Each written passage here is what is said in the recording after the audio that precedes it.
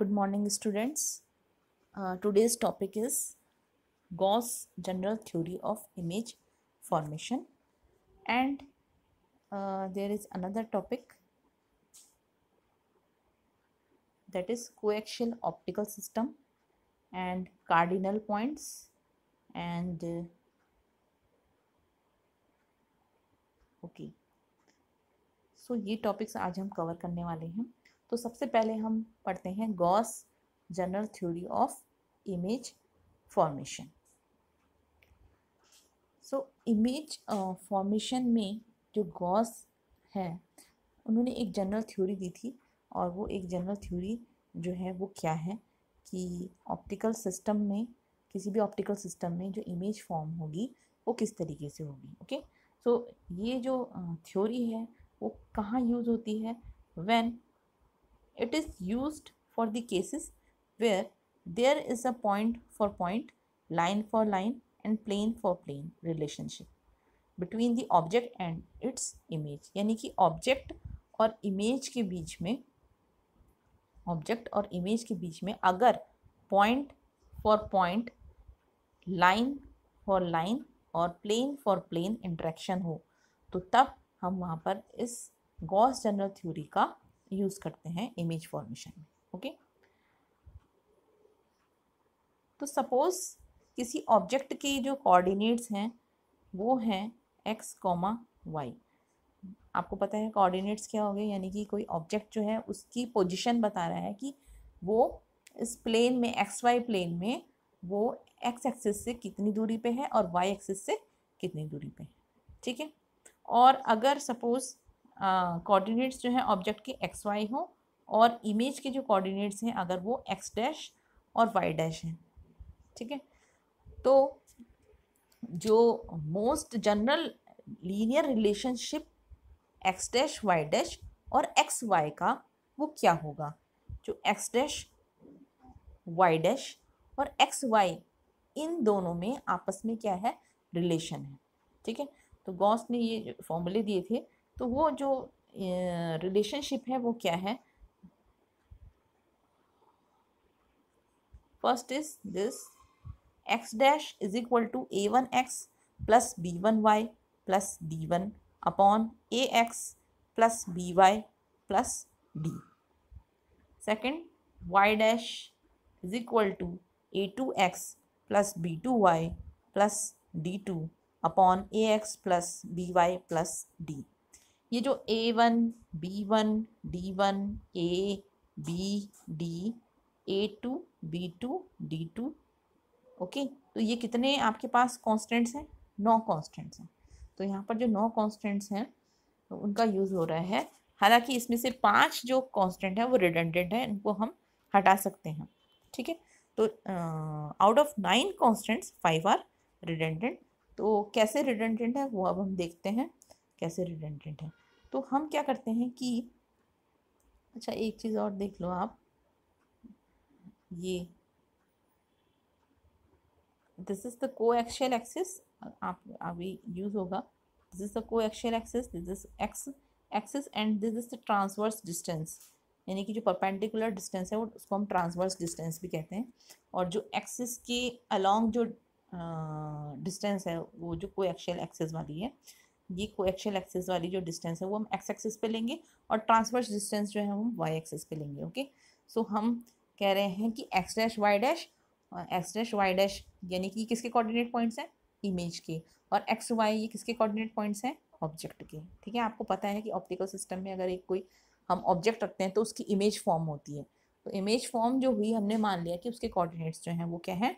X dash और Y dash हैं, जिनमें कि हमने रिलेशन देखा। इनमें 9 कॉन्स्टेंट्स आ रहे हैं, a1 b1 d1, a2 b2 d2 और a b d। तो इनमें से 5 जो कॉन्स्टेंट्स हैं वो रिडंडेंट हैं, उनको हम हटा सकते हैं। बट किस तरीके से हटा सकते हैं उसके लिए हमने कुछ एजम्पशन की है। वो एजम्पशन क्या है कि अगर, पहली एजम्पशन है कि if y changes sign x dash should remain unaffected. कि अगर मैं क्या कर दूं, y का साइन चेंज कर दूं यहाँ भी और यहाँ भी। ठीक है, तो y का अगर मैं साइन चेंज कर दूं तो x डैश की वैल्यू जो होनी चाहिए वो क्या होनी चाहिए? अनअफेक्टेड रहनी चाहिए। यानी कि उस पर कोई असर नहीं होना चाहिए। तो एक्स डैश पे ये बताओ आप कि एक्स डैश पे कब असर ना हो। अगर मैं क्या करूँ कि वाई की जो है वाई का जो है साइन चेंज करूँ तो एक्स डैश पे कोई असर ना हो। तो ये कैसे होगा, ये कैसे होगा कि मैं जो हूँ यहाँ पर y का साइन चेंज कर दूँ, ना मैं y की जगह पे माइनस वाई ले लूँ, तो ये हो जाएगा कितना, a1x minus b1y plus d1 upon this is ax plus by plus d। तो चेंज तो होगा ही होगा एक्स डैश, क्योंकि यहाँ एक माइनस साइन आ गया है, तो अनअफेक्टेड तो नहीं रहने वाला। तो क्या कर सकते हैं हम इसके लिए, अगर हमें अनअफेक्टेड चाहिए एक्स डैश, तो क्या करें हम कर सकते हैं b1 is equal to b is equal to zero. तो b1 is equal to b is equal to क्या कर दें, अगर हम ज़ीरो कर दें तो b1 और b की वैल्यू जो है हमने क्या कर दी, ज़ीरो कर दी। तो b1 और b की वैल्यू ज़ीरो कर दें। अच्छा, यहाँ b2 की वैल्यू हम ज़ीरो नहीं कर रहे हैं, क्योंकि यहाँ पर अगर हम y की साइन चेंज करते हैं तो y डैश में कोई हमें वाई डैश की कोई कंडीशन नहीं है कि वो अफेक्टेड होना चाहिए कि नहीं होना चाहिए।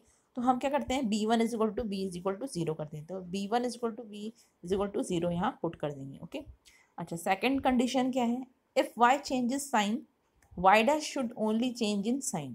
अगर मैं वाई का चेंज करूँ साइन तो वाई डैश जो है उसका क्या होना चाहिए, वो कैसे अफेक्टेड होना चाहिए कि उसका केवल जो है वो साइन चेंज हो, बट मैग्नीट्यूड उसका चेंज ना हो। यानी कि उसका जो है साइन तो उसका चेंज हो जाए, वो पॉजिटिव से नेगेटिव हो सकता है, बट मैग्नीट्यूड यानी कि अगर सपोज इसकी वैल्यू पहले जो थी सपोज 48 थी और अब जो है वो क्या है -48 है, तो ठीक है, क्योंकि इसका जो है केवल क्या हुआ, साइन चेंज हुआ, बट जो उसकी वैल्यू थी, परिमाण जो बोलते हैं आप मैग्नीट्यूड को, वो जो है वो पहले भी 48 था, अभी भी 48 है।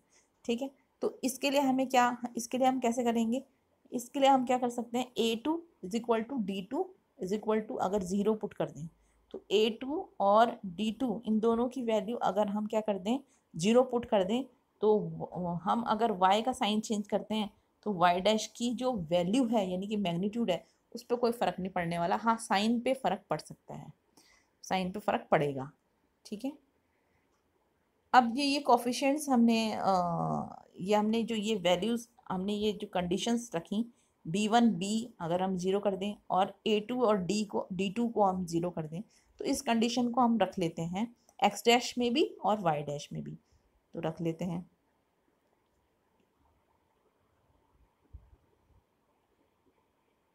तो यहाँ रख लो x dash a1x plus b1 तो ज़ीरो हो गया, तो वो वाला टर्म तो ज़ीरो हो गया, प्लस d1 यहाँ, तो ये कितना हुआ, a1x प्लस d1।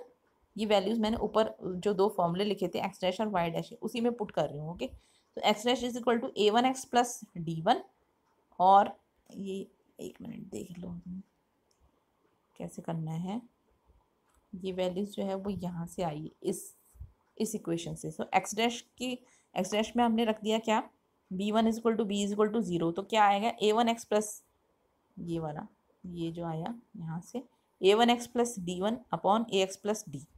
ठीक है, और मैं अगर ऑल इन सब कोफिशिएंट्स को a से डिवाइड कर दूँ तो ये आ जाएगा a1 upon ax plus d1 upon a upon x plus d upon a। ठीक है, और इसको मैं लिख दूँ a1 अपॉन a को लिख देते हैं कॉरस्पॉन्डिंग जो इनका कैपिटल लेटर है उससे रिप्लेस कर लेते हैं। तो कैपिटल लेटर है a1, capital a1 x plus इसके कॉरस्पॉन्डिंग कैपिटल लेटर d1, और ये क्या हुआ आपका, ये तो x है ही, और d अपॉन a को हमने लिख दिया कैपिटल d। ठीक है, तो अब जो आ गया x dash is equal to आ गया a1x plus d1 upon x plus d। ठीक है, सिमिलरली y डैश की वैल्यू भी ऐसे ही यहाँ पुट कर लो, क्या a2 और d2 की वैल्यू जो है वो ज़ीरो पुट कर लो, तो क्या रहेगा b2y upon ax plus d। ठीक, तो ax प्लस डी जब हमने ये ax प्लस डी और यहाँ हमने a से डिवाइड कर देंगे, तो ये कॉरस्पॉन्डिंग जो है कैपिटल लेटर्स लिखने के बाद हमारे पास आ जाएगा capital b2d upon x plus D. Capital B2D upon x plus D. ठीक है, तो ये जो फॉर्मूले हैं वो आगे यूज होंगे, बट यहाँ से कंक्लूजन क्या निकला कि in any coaxial symmetrical system forming ideal images, the coordinates x dash y dash of an image point corresponding to the object point xy are uniquely determined by 4 and only 4 independent constants, and that constants are what? A1, capital A1, capital B2, capital D1 and capital D। ठीक है, तो अगर हमें image formation में x dash Y dash की values निकालनी है x और वाई के टर्म्स में, एक्स वाई हमें गिवन है, यानी कि ऑब्जेक्ट की अगर हमें कोऑर्डिनेट्स पता हैं तो इमेज के जो कोऑर्डिनेट्स हैं वो हम कैसे निकालेंगे? ओनली और ओनली ये 4 इंडिपेंडेंट कॉन्स्टेंट्स का यूज़ करके, और वो कॉन्स्टेंट्स हैं A1, B2, D1 and D। Okay, इसीलिए हम कह रहे थे कि 5 जो कॉन्स्टेंट्स हैं, 9 कॉन्स्टेंट में से जो 5 कॉन्स्टेंट्स हैं उनको हम हटा सकते हैं, तो 4 कॉन्स्टेंट जो है वो यहाँ पर यूज़ हो रहे हैं। नेक्स्ट, इसमें जब हम ये पढ़ रहे हैं तो इसमें हमें साइन कन्वेंशन को पढ़ना भी बहुत इम्पॉर्टेंट है कि साइन कैसे लेते हैं हम, इंसिडेंट रे, रिफ्रैक्टेड रे और ऑब्जेक्ट की डिस्टेंस, इमेज की डिस्टेंस, इन सब की जो हम साइन कन्वेंशन है वो हम कैसे लेते हैं। तो साइन कन्वेंशन कैसे लेते हैं यहाँ पर देख लेते हैं। यानी कि साइन कन्वेंशन को पढ़ने के बाद हम क्या क्या कर सकते हैं। एक तो हम कोई भी रे डायग्राम जो है, इमेज फॉर्मेशन के लिए जो रे डायग्राम है उसको ड्रॉ कर सकते हैं, और हम जो कार्डिनल पॉइंट्स हैं, 6 कार्डिनल पॉइंट्स आगे पढ़ेंगे, उनको भी हम लोकेट कर सकते हैं। तीसरा जो है हम साइन कन्वेंशन का यूज़ कर सकते हैं। ओके, तो साइन कन्वेंशन, सबसे पहले तो इस डायग्राम को समझ लो आप। ये जो डायग्राम है, ये डायग्राम है ये, ठीक। ये जो एक्स एक्स डैश है ये क्या है? आपकी ऑप्टिकल एक्सिस। ठीक है, ऑप्टिकल एक्सिस है। अच्छा, और ये जो ऑब्जेक्ट स्पेस है, ये ऑब्जेक्ट स्पेस कौन सा हुआ? वो स्पेस जहाँ पर कि आपका ऑब्जेक्ट पॉइंट है। ठीक है, तो जहाँ आपका ऑब्जेक्ट है वो आपका हो गया ऑब्जेक्ट स्पेस, जहाँ इमेज फॉर्म होगी वो हो गया आपका इमेज स्पेस। ठीक है, तो सिंपल सी बात है। ठीक, अब हम इसमें साइन कन्वेंशन देख लेते हैं। साइन कन्वेंशन, इस डायग्राम को भी देखना और साइन कन्वेंशन की जो रूल्स हैं ये भी देख लो। तो सबसे पहले, अच्छा एक चीज़ और है, ये तो आपको पता ही होगा कि ये जो रे है ये क्या है? इंसिडेंट रे, और ये जो है वो आपकी कौन सी है? रिफ्लेक्टेड रे या रिफ्लेक्टेड रे, जो भी है। ठीक है, तो इंसिडेंट रे और रिफ्लेक्टेड रे या रिफ्लेक्टेड रे जो भी, ठीक है, ये आपको इतना तो आपको पता ही होगा कि एरो इस डायरेक्शन में, तो ये कौन सी रे है? इंसिडेंट है या फिर रिफ्लेक्टेड या रिफ्रैक्टेड है। हाँ, तो अब जो इसके साइन कन्वेंशन है वो देख लो। फर्स्ट क्या है कि rays are always incident from the left on the refracting और रिफ्लेक्टिंग सरफेस। यानी कि जो रेज होगी वो हमेशा, जो इंसिडेंट रे होगी वो हमेशा कहाँ से इंसिडेंट करेगी? लेफ्ट साइड से। ठीक है, रिफ्रैक्टिंग या रिफ्लेक्टिंग सरफेस, ये जो सरफेस है ये, तो हमेशा जो इंसिडेंट रे है वो इस तरीके से इंसिडेंट होगी, लेफ्ट से हमेशा। ठीक है, ना कि ऐसे, कहीं ऐसे नहीं होगी इंसिडेंट रे। ओके, तो इंसिडेंट रे हमेशा क्या होगी? लेफ्ट से इंसिडेंट होगी दिस सरफेस पे। ये सरफेस जो है हमारा रिफ्लेक्टिंग या रिफ्रैक्टिंग कुछ भी हो सकता है। ओके, अच्छा, दूसरा जो साइन कन्वेंशन है वो क्या है कि all distances to the right of the point P.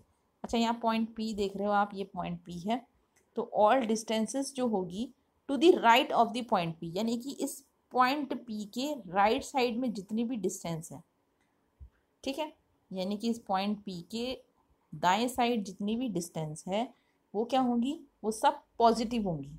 सो इधर की साइड की जो डिस्टेंस है, ये राइट साइड की, इस पी पॉइंट से राइट साइड की डिस्टेंसेस को हम क्या लेते हैं? पॉजिटिव लेंगे। ठीक है, और डिस्टेंस इस पॉइंट पी से जो लेफ्ट साइड की डिस्टेंसेस हैं उनको हम लेंगे नेगेटिव। तो दूसरा साइन कन्वेंशन क्या है कि जितनी भी डिस्टेंसेस हैं पी पॉइंट से राइट साइड में वो पॉजिटिव होगी, और पी पॉइंट से लेफ्ट साइड में जो डिस्टेंसेस होगी वो क्या होगी? नेगेटिव होंगी। ठीक है, तो ये ध्यान रखना है। अच्छा, तीसरा जो पॉइंट है साइन कन्वेंशन में वो क्या है कि anti clockwise angles with respect to x x dash axis are taken as positive. अच्छा, तो anti clockwise angles with respect to x x dash axis, यानी कि ये जो एक्स एक्स डैश एक्सिस है, ठीक है,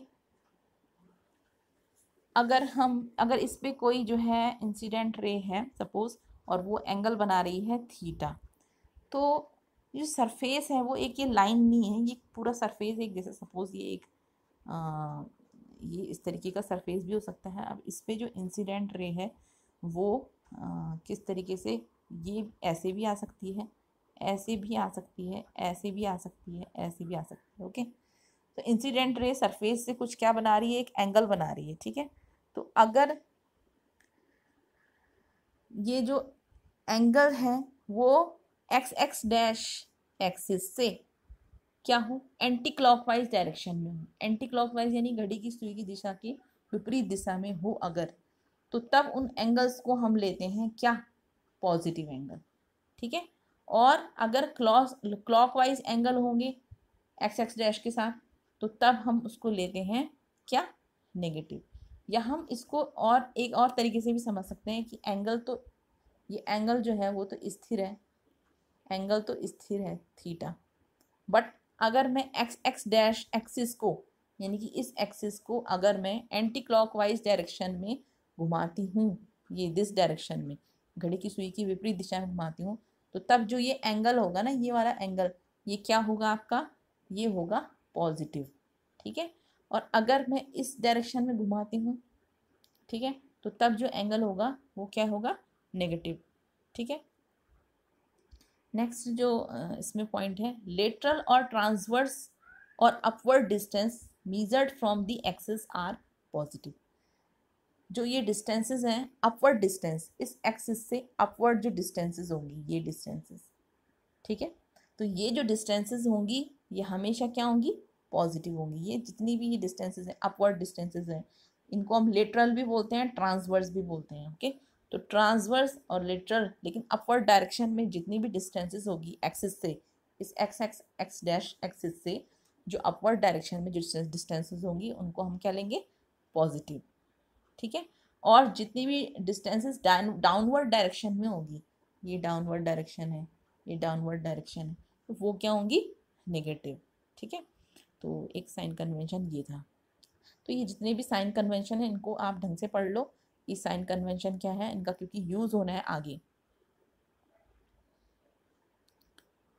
नेक्स्ट है आपका कोएक्शियल ऑप्टिकल सिस्टम। तो कोएक्शियल ऑप्टिकल सिस्टम, यानी कि कोएक्शियल ऑप्टिकल सिस्टम क्या है, सपोज कोई ऑप्टिकल सिस्टम है, ऑप्टिकल सिस्टम मतलब जैसे कि कोई ऑप्टिकल इंस्ट्रूमेंट है जिसमें जैसे कि दो लेंस ही लगे हुए हैं, तो दोनों लेंसेस, अगर कोई एक एक्सिस है जो कि एक लेंस के सेंटर से होते हुए जा रही है और दूसरे लेंस के भी सेंटर से होते हुए जा रही है, तो हम उस एक्सिस को कहेंगे कोएक्सियल ऑप्टिकल एक्सिस, क्योंकि वो जो एक्सिस एक ही एक्सिस है और दोनों के सेंटर से होते हुए जा रही है, दोनों लेंसेज के सेंटर से होते हुए जा रही है, तो उसको कहेंगे कोएक्सियल ऑप्टिकल एक्सिस। ओके, सो अ lens system having common optical axis, यानी कि दोनों का जो एक्सिस ऑप्टिकल एक्सिस है वो एक ही है, दोनों की ऑप्टिकल एक्सिस, तो common optical axis, a lens system having common optical axis is known as coaxial lens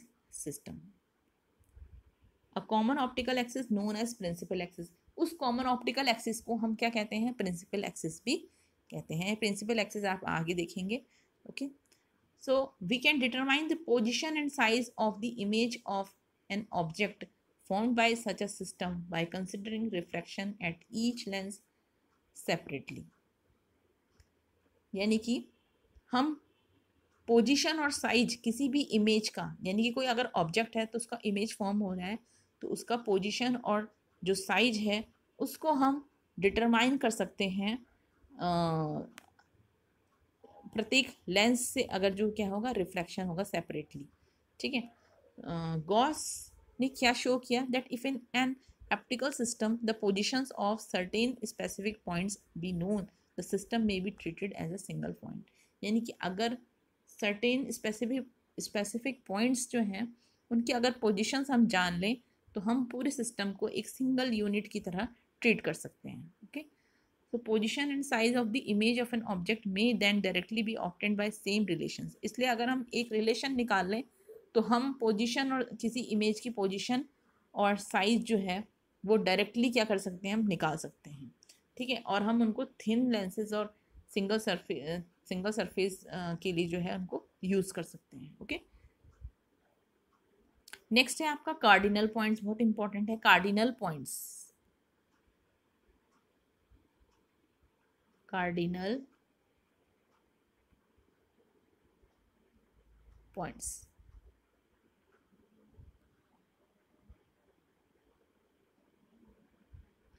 तो कार्डिनल पॉइंट्स क्या हैं? कार्डिनल पॉइंट्स जो होते हैं किसी भी ऑप्टिकल सिस्टम में जो है वो 6 कार्डिनल पॉइंट्स होते हैं. 6 कार्डिनल पॉइंट्स जो हैं वो क्या क्या हैं? 2 तो आपके हैं फोकल पॉइंट, 2 हैं प्रिंसिपल पॉइंट्स और 2 हैं आपके नोडल पॉइंट्स. ठीक है, तो 6 जो कार्डिनल पॉइंट्स है किसी भी ऑप्टिकल सिस्टम जो है उसमें 6 कार्डिनल पॉइंट्स होते हैं. Cardinal points. तो वो कार्डिनल पॉइंट्स क्या क्या हैं? 2 फोकल पॉइंट, 2 प्रिंसिपल पॉइंट और 2 नोडल पॉइंट्स. अब हम एक एक करके इन सबको पढ़ेंगे और उनसे रिलेटेड उनके प्लेन जो है उनको भी पढ़ेंगे कि फोकल पॉइंट है तो फोकल प्लेन क्या होगा, प्रिंसिपल पॉइंट है तो प्रिंसिपल प्लेन क्या होगा. तो सबसे पहले हम पढ़ते हैं फोकल पॉइंट्स. तो फोकल पॉइंट्स क्या होते हैं? जैसे कि आप ये इसमें डायग्राम में देख रहे हो, ये जो डायग्राम है और ये डायग्राम. ठीक, तो इसमें एक ये पॉइंट है F2 और एक ये दूसरा पॉइंट है F1. ओके, सो F2 जो है वो आपका है सेकंड फोकल पॉइंट और F1 जो है आपका वो है फर्स्ट फोकल पॉइंट. तो ये जो सेकंड फोकल पॉइंट है F2, ये क्या है सेकंड फोकल पॉइंट F2? अच्छा, इसमें सबसे पहले तो आप ये देखो कि इंसिडेंट रे जो है वो प्रिंसिपल एक्सिस आ गया है. ठीक है, optical axis, coaxial optical axis, या principal axis X x dash. ठीक है, तो एक्स एक्स डैश जो है वो प्रिंसिपल एक्सिस है और एक इंसिडेंट रे आ रही है. ये रे इंसिडेंट हो रही है सिस्टम पे ऑप्टिकल. ये जो 2 लेंसेज से मिलकर के बना हुआ है या 2 लेंसेज से मिलकर के बना हुआ है ये ऑप्टिकल सिस्टम. अच्छा, ये एक डायग्राम अलग है. ठीक है, तो ये जो ऑप्टिकल सिस्टम जो है वो 2 लेंसेज से मिलकर के बना हुआ है. तो ये इंसिडेंट रे इंसिडेंट हो रही है एक लेंस पे और इसके अंदर पता नहीं क्या हो रहा है, लेकिन इसके बाहर हम देखें तो इसके बाद क्या होता है, इंसिडेंट होती है रे और रिफ्रैक्ट हो जाती है और एक पॉइंट F2 जो है वो उससे होकर के उससे पास होती है. ओके, सिमिलरली दूसरी एक रे है बी रे और वो इंसिडेंट हो रही है इस लेंस पे और फिर क्या होती है, रिफ्रैक्ट होकर के F2 पॉइंट से पास होती है. ठीक है, तो हमें ये लगता है कि 2 पैरेलल रेज जो हैं वो इंसिडेंट हो रही हैं और उसके बाद रिफ्रैक्टेड हो रही है और फिर क्या हो रही है, ये कन्वर्ज हो रही है एक पॉइंट किस पे, F2 पॉइंट पे. ओके, सो उस F2 पॉइंट को हम कहते हैं सेकेंड फोकल पॉइंट. तो सेकेंड फोकल पॉइंट को हम एक और तरीके से भी डिफाइन कर सकते हैं. तो second focal point F2 can be defined as the image point on the axis for which the object point lies at infinity. तो हम इस F2 यानी कि सेकेंड फोकल पॉइंट को हम कैसे डिफाइन कर सकते हैं कि ये क्या है, एक इमेज पॉइंट है, इस एक्सिस पे एक इमेज पॉइंट है जिसके लिए जो ऑब्जेक्ट पॉइंट है वो क्या है, इन्फिनिटी पे लाइज करता है. अब इन्फिनिटी पे लाई क्यों करेगा, आपको पता है कि इंसिडेंट रे जो है वो पैरेलल है किसके, इस प्रिंसिपल एक्सिस की. तो पैरेलल है यानी कि पैरेलल रेज आ रही हैं, यानी कि ऑब्जेक्ट जो है वो कहीं से जो है डाइवर्ज होकर के नहीं आ रहा है. जो ऑब्जेक्ट पॉइंट है वो डाइवर्जिंग नेचर नहीं है उसका. ठीक है, तो जो इंसिडेंट रे है वो क्या आ रही है, पैरेलल आ रही है. ठीक है, यानी कि जो ऑब्जेक्ट है वो हमारा कहीं पर कहाँ पे हो सकता है, इन्फिनिटी डिस्टेंस पे हो सकता है और इन्फिनिटी डिस्टेंस पे हो सकता है जिसका कि इमेज जो है वो एक पॉइंट पे फॉर्म हो रहा है यहाँ, और वो पॉइंट क्या है, F2, और उस F2 पॉइंट को हम कह रहे हैं सेकेंड फोकल पॉइंट. ठीक है, इसी तरीके से ये दूसरा जो डायग्राम है इसमें देखेंगे हम तो ये यहाँ है F1, ये F1 यहाँ पे लिखा हुआ है, ये पॉइंट है जो, ये पॉइंट, दिस इज F1, ठीक है। तो ये F1 पॉइंट क्या है, फर्स्ट फोकल पॉइंट F1। यहाँ पर आप देखोगे कि जो इंसिडेंट जो रे है वो क्या है, ए और बी जो इंसिडेंट रे है वो ऐसा लग रहा है हमें कि इस पॉइंट से क्या हो रही है, डाइवर्ज हो रही है, इस पॉइंट से डाइवर्ज हो रही है, और फिर रिफ्रैक्शन के बाद जो है वो क्या हो रही है, प्रिंसिपल एक्सिस के पैरेलल हो जाती है, ठीक है। तो हम इस फर्स्ट फोकल पॉइंट F1 को भी कैसे डिफाइन कर सकते हैं कि F1 can be defined as the object point on the axis,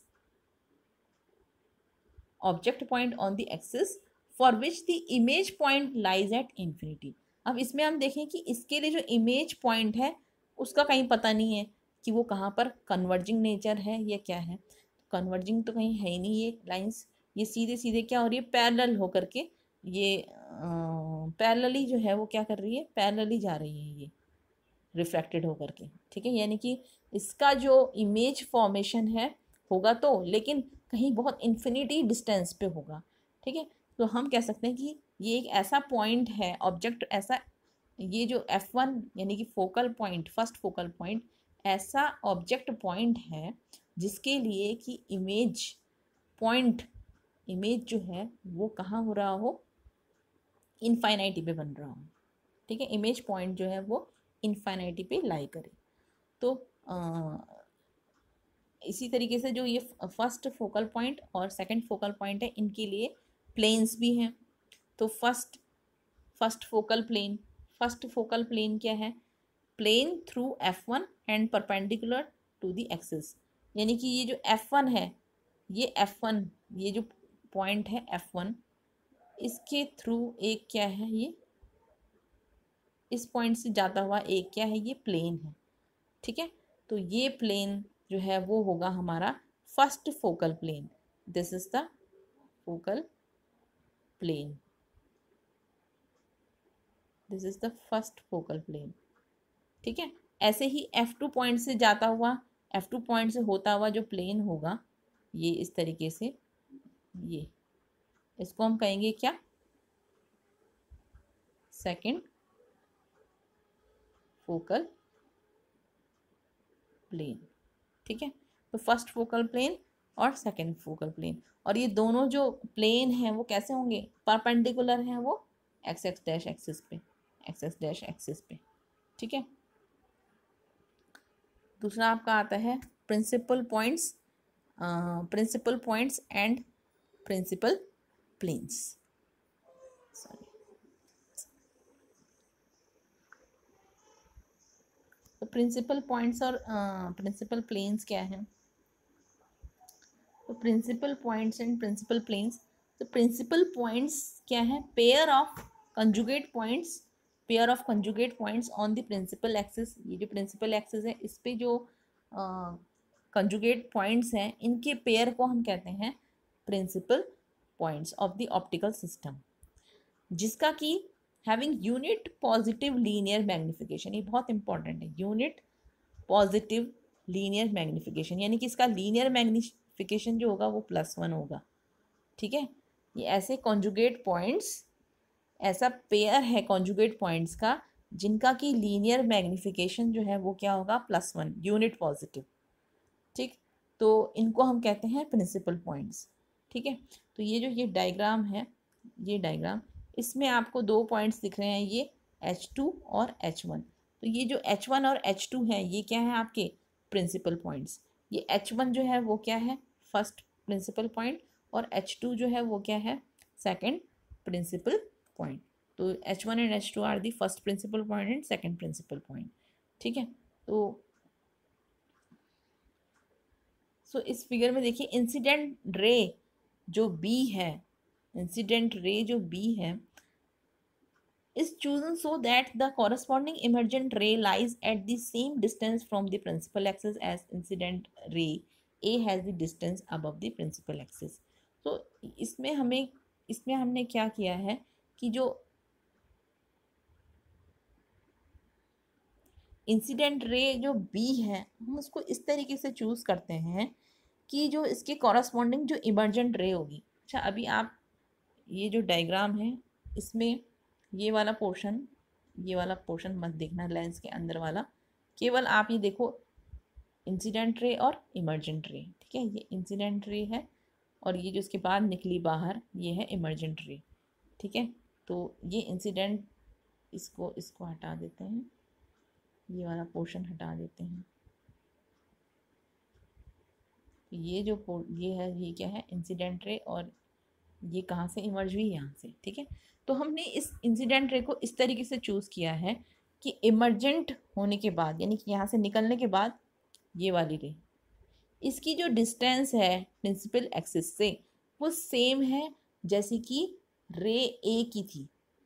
ए रे की जो डिस्टेंस थी एक्स एक्स डैश से, वही डिस्टेंस जो है बी इमर्जेंट रे की, इमर्जेंट जो बी रे है, बी रे इंसिडेंट हो रही है, यहाँ इमर्जेंट हो रही है, ए रे यहाँ इंसिडेंट हो रही है, यहाँ इमर्जेंट हो रही है। ठीक है, तो ये जो इस तरीके से चूज़ किया हुआ है ये इंसिडेंट रे बी, कि इसकी जो इमर्जेंट होने के बाद, बाहर निकलने के बाद, इसकी जो डिस्टेंस है प्रिंसिपल एक्सिस से वही होगी जो कि इसकी डिस्टेंस जो है वो प्रिंसिपल एक्सिस से, इसकी ए रे की डिस्टेंस जो थी वो प्रिंसिपल एक्सिस से यहाँ थी। ठीक है, तो अगर यहाँ पर जो है डिस्टेंस 2 मीटर है तो यहाँ पर भी डिस्टेंस 2 मीटर है, इस तरीके से। ठीक है, हम ये समझ सकते हैं। ठीक, तो इससे हमें क्या लगता है, इससे हमें ये लगता है कि इंसिडेंट रे ए और बी ये कन्वर्ज हो रहे हैं एक पॉइंट पे, वो पॉइंट है क्या, A1। ठीक है, और ये जो रे बी और रे ए, ये दोनों हमें ऐसा लग रहा है कि डाइवर्ज हो रहे हैं किस पॉइंट से, A2 पॉइंट से। ठीक है, तो अगर हम क्या देखें इसमें, देखें अगर हम, अच्छा इसमें एक चीज़ और है कि अगर हम ये जो इंसिडेंट रे है, ये जो इंसिडेंट रे ए है, इसको मैं आगे बढ़ाऊँ यहाँ, ठीक है, और ये जो इंसिडेंट रे ए और इमर्जेंट रे ए ये है ना, तो इसको मैं अगर ये इमर्जेंट रे ऐसे भी मैं इसको पीछे की तरफ बढ़ाऊँ तो ये इंटरसेक्ट करेंगे एक पॉइंट पे, ये पॉइंट ये है, उस पॉइंट को हमने मान लिया है A2। ठीक है, सिमिलरली ये जो इंसिडेंट रे ए और ये जो इंसिडेंट रे बी है, इन दोनों को ऐसे बढ़ाएं अगर, तो ये पॉइंट आता है आपका, इस पॉइंट इंटरसेक्ट होता है, ये पॉइंट इंटरसेक्टिंग पॉइंट है A1। ठीक है, तो A2 जो है, A2 वो क्या है, A2 जो है वो है इमेज ऑफ A1। ठीक है, तो A2 is the image of A1। A2 जो है वो इमेज है किसकी, A1 की। ठीक है, तो H1A1 और H2A2 जो है वो क्या होंगे, इक्वल होंगे। ठीक है, क्योंकि A2 जो है वो इमेज है A1 की, जहाँ पर कि H1 आप देख ही रहे हो इस डायग्राम में,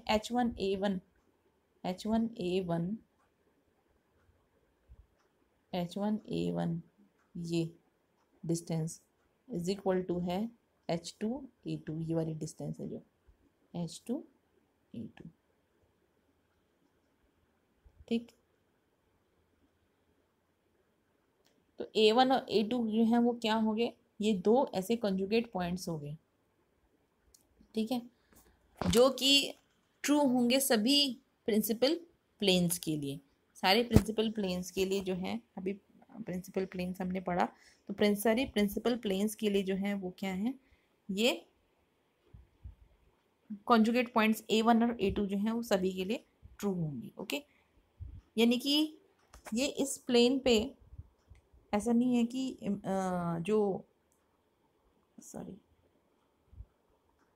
ऐसा नहीं कि इंसिडेंट रे यहीं आएगी, इंसिडेंट रे यहाँ पे भी आ सकती है, यहाँ पे भी आ सकती है, यहाँ पे भी आ सकती है, तो इसके लिए एक अलग पॉइंट मिलेगा, इसके लिए एक अलग पॉइंट मिलेगा, इसके ऐसे इसके कॉरस्पॉन्डिंग कंजुगेट पॉइंट यहाँ मिलेगा, इसके कॉरस्पॉन्डिंग कंजुगेट पॉइंट यहाँ मिलेगा, इसके कॉरस्पॉन्डिंग कंजुगेट पॉइंट यहाँ मिलेगा। ठीक है, तो A1 के कॉरस्पॉन्डिंग जो है वो, जो कॉरस्पॉन्डिंग कंजुगेट पॉइंट है वो क्या है, A2 है। तो ऐसे हमें कई पेयर्स मिलने वाले हैं प्रिंसिपल प्लेन्स पे। ठीक।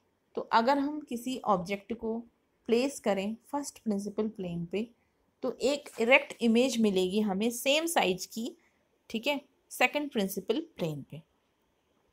अगर हम किसी एक ऑब्जेक्ट को यहाँ रखते हैं तो उसकी सेकंड इरेक्ट इमेज जो है मिलेगी हमें दूसरे प्रिंसिपल प्लेन पे, और उसका जो लीनियर मैग्निफिकेशन है वो क्या है, +1। ठीक। अच्छा, यहाँ पर जो H1F1 है वो क्या है, H1F1, ये जो H1F1 है, ये H1F1, ये है small f1 first focal length, ठीक है। और ये जो H2F2 है ये है second focal length, sorry this is second focal length, ठीक है, ये है फर्स्ट फोकल लेंथ। तो H1F1 is first focal length F1 और H2F2 is first focal length F2।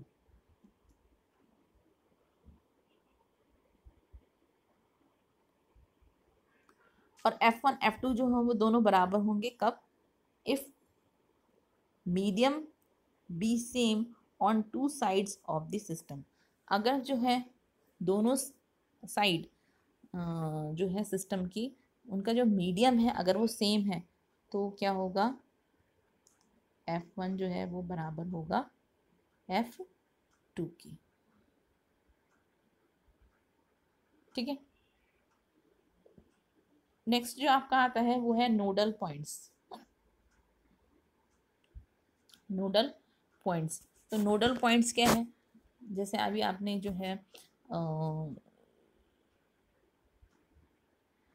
अभी आपने प्रिंसिपल पॉइंट्स और प्रिंसिपल प्लेन्स जो पढ़े, ये जो प्रिंसिपल पॉइंट्स पढ़े आपने, ठीक है, और प्रिंसिपल प्लेन्स पढ़े, ऐसे ही आपके जो है यहाँ है नोडल पॉइंट्स। तो प्रिंसिपल पॉइंट्स में जो सबसे इम्पोर्टेंट बात थी वो क्या थी कि कॉन्जुगेट पॉइंट्स का जो पेयर है उनका जो लीनियर मैग्निफिकेशन है वो क्या होना चाहिए, लीनियर मैग्निफिकेशन क्या होना चाहिए, +1, ठीक है।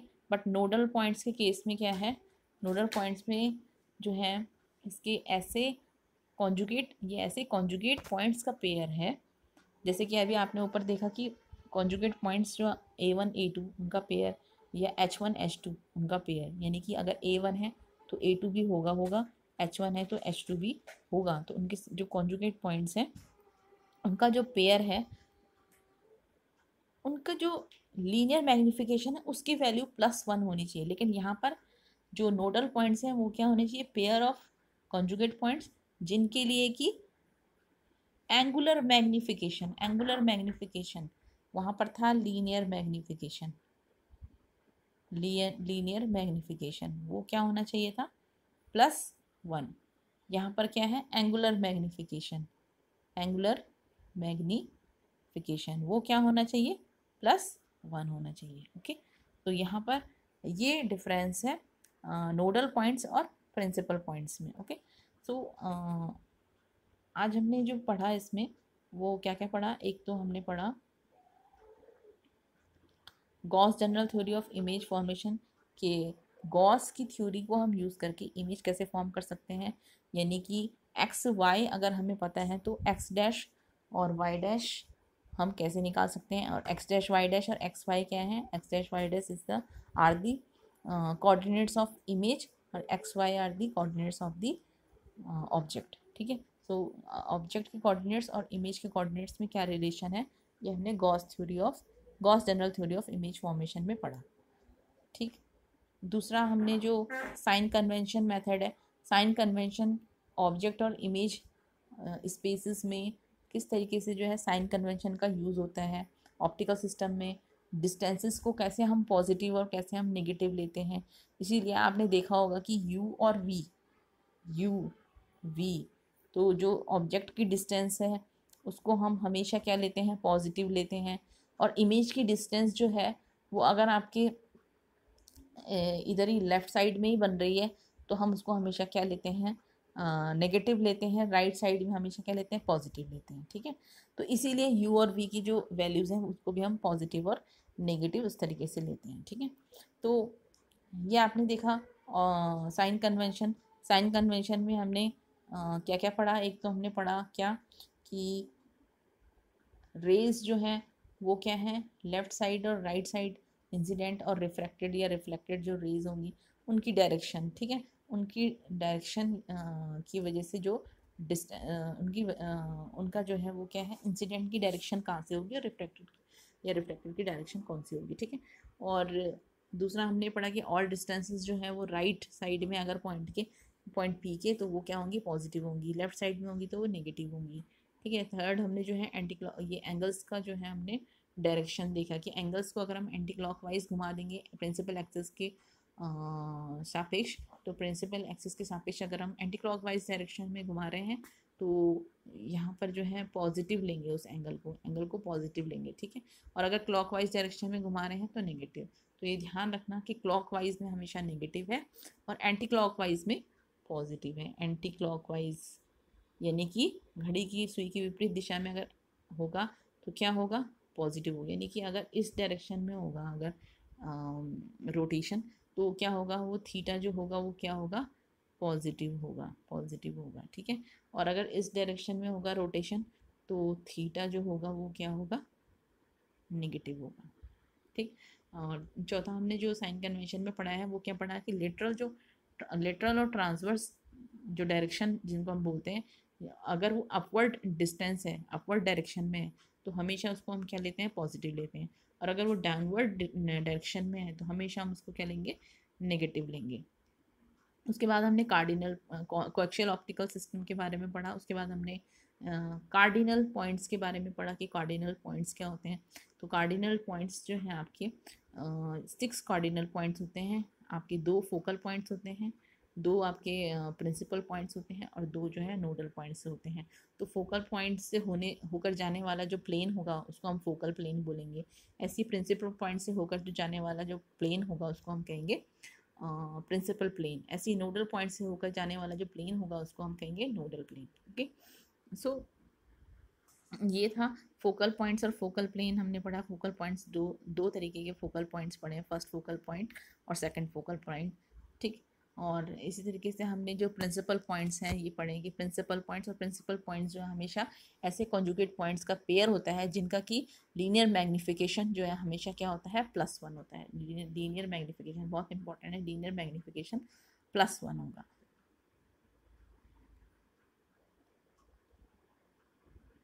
ठीक है। ऐसे ही जो है फोकल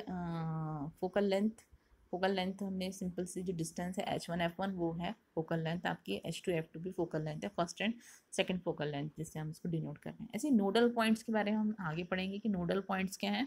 और नोडल पॉइंट्स जो है वो भी 2 नोडल पॉइंट्स हैं। सो लेकिन इनकी जो खास बात ये है कि इनके ऐसे कॉन्जुगेट पॉइंट्स का पेयर है जिनकी की एंगुलर मैग्निफिकेशन जो है वो क्या है, एंगुलर मैग्निफिकेशन जो है वो क्या है, +1 है।